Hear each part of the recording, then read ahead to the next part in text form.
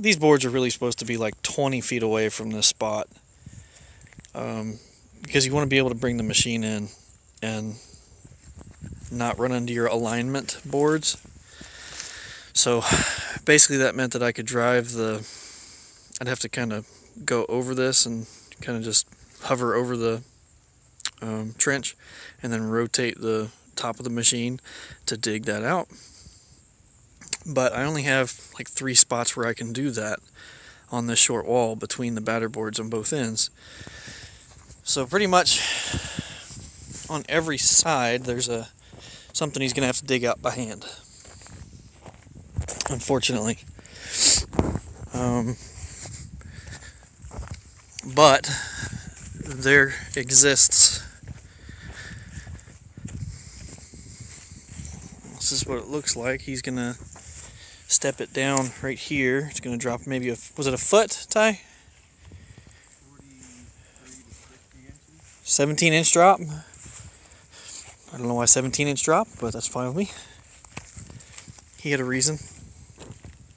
So he's going to have to clean this one out.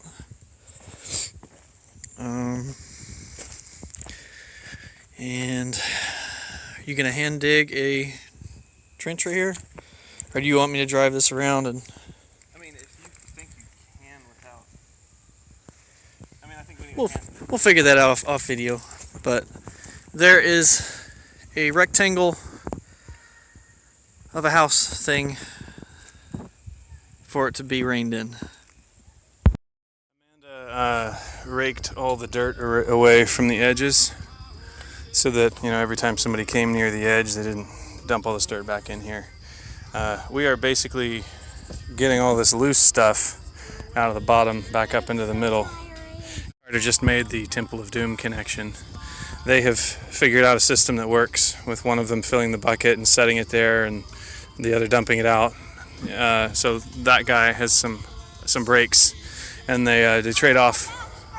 They trade off when the 50s country music song changes. But I have to keep them from running around in here because I don't want them to break all this up and compact it. Because it's real easy for me to find the bottom and scrape the stuff off the bottom, but once they run around on it, it's like a false bottom and it's a little harder. But 3/4 of the way down on one of the shortest sides. Yippee! So takes dance breaks. Was dancing with the rake earlier. You can't see the rake, but he was dancing with the rake earlier.